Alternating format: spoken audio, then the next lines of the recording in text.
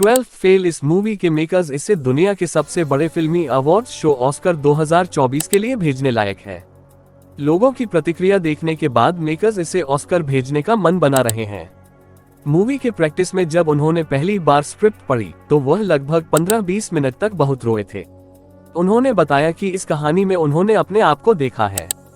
मनोज के जीवन में बहुत कुछ हुआ है, उनका जीवन बेहद अद्भुत रहा। इतने संघर्षों के बावजूद भी मनोज अपने जीवन में सफल हुए। पहले तो हम मनोज की रियल जिंदगी के बारे में जानते हैं।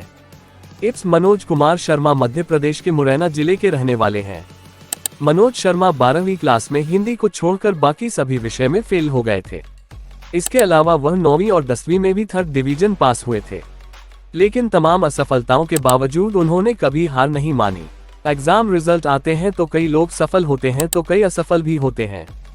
कुछ लोगों के लिए तो फेल होना ऐसा लगता है कि मानो सब कुछ थम गया हो, लेकिन कुछ ऐसे शख्स भी होते हैं जो असफलता को स्वीकार करते हैं और सफलता की यात्रा में जुट जाते हैं। ऐसे ही शख्स हैं मध्य प्रदेश के मनोज कुमार शर्मा। मनोज 12वीं कक्षा में फेल हो गए थे, लेकिन उन्होंने हार नहीं मानी और यूपीएससी परीक्षा देने के बाद आईपीएस बने। इन्हीं से इंस्पायर होकर निर्माता निर्देशक विधु विनोद चोपड़ा ने 12th फेल मूवी बनाई है। विधु विनोद चोपड़ा किसी भी काम को करने में जल्दबाजी नहीं की है। बहुत ध्यान से और बहुत लंबे वक्त से बनाया है।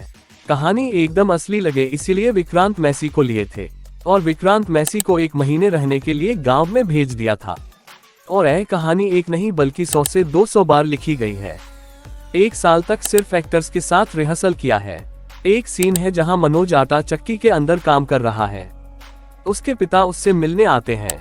इस सीन में साइलेंस का इस्तेमाल बहुत शानदार किया गया है। चक्की की घरघराहट अचानक से बंद होती है। मनोज के पापा खुद को हारा हुआ महसूस करते हैं। अब अपनी ईमानदारी छोड़कर वो भी कालाबाजारी करने की सोचते हैं। और शांतनु मोइत्रा का म्यूजिक अच्छा है, बिल्कुल फिल्म के फील के साथ जाता है। और सबसे शानदार है बैकग्राउंड म्यूजिक, जो है ही नहीं, इसकी जरूरत नहीं थी और नहीं डाला गया है।